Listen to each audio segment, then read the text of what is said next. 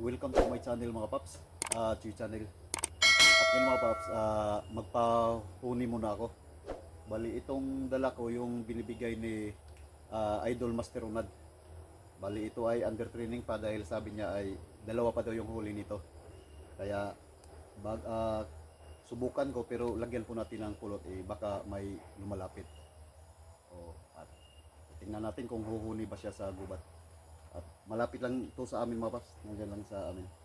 Bali pinapahuni ko lang siya kung huhuni siya para pag halimbawa may dinabisi, ito yung dadalhin natin.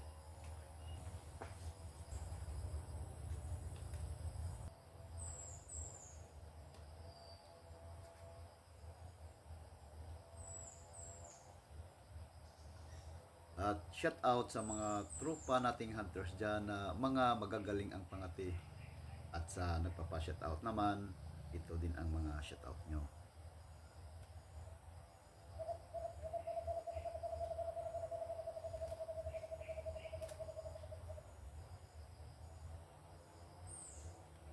Dahil under 3 nito mga paps, siguro nasa 20 minutes din bago siya humuhuni.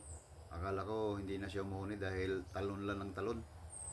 Kaya yun, hinihintay ko na lang din siya na humuhuni. At ganun talaga pag under training, talagang matagal talaga yan pahunihin.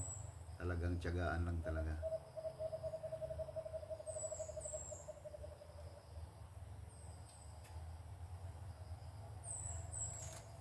At inalalayan ko na lang ng warning call sa kamay ito mga paps para talagang humuhuni siya.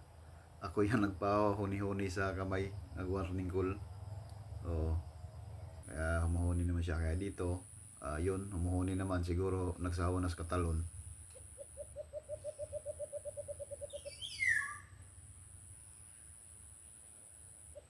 At ito yung huni niya mga paps.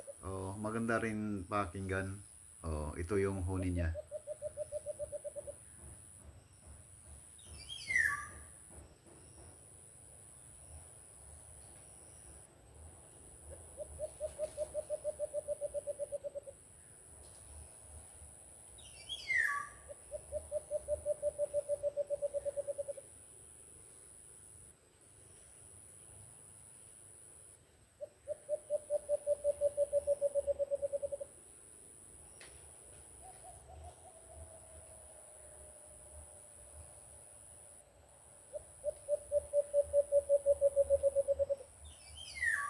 Kahit bugbog na tong area dito mga paps, may lumalapit pa naman pero nasa taas lang, warning call lang ng warning call. Ayaw na kung sa Bisaya mulabok ba, hindi na lumapit sa pangati. Kung sa baga dyan lang sa kawayan, dyan lang sa mataas na kahoy pa, warning call na lang. Ayaw na pumunta dyan sa pangati dahil syempre bugbog na yung area. At yung mga pangati ko mga paps, halos ko na rin dinala dito kahit malapit lang sa amin. Kaya ganun, yung mga alpas, warning ko lang ng warning ko na sa paligid.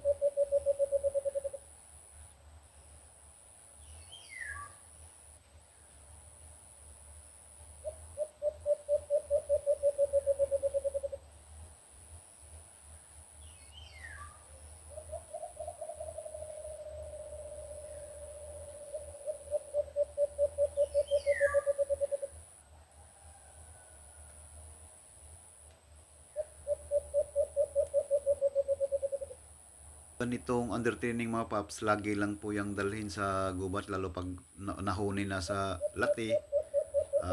Lagi na lang po yung dalhin para masanay. Dahil pag halimbawa, lagi po nating dinadala yung mga magaling na po natin ng pangati, yung mga under training natin ay laging ganun lang talaga yung estilo niya. Hindi na siya gagaling pag hindi natin lagi isabak sa gubat.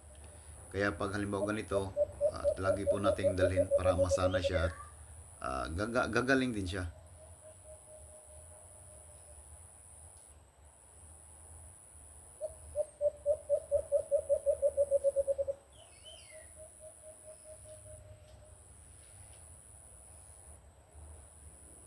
Dito may nagpasagot-sagot kaso nasa kawayan, kawayan, nasa mataas na kahoy. Doon lang humuhuni konti tapos nag-warning call, ayaw lumapit. Pero ayos lang, at least na humuhuni naman siya. At dito kinukuha ko na dahil naabutan ako ng init. humuhuni naman siya kaso paputol-putol pa yung huni.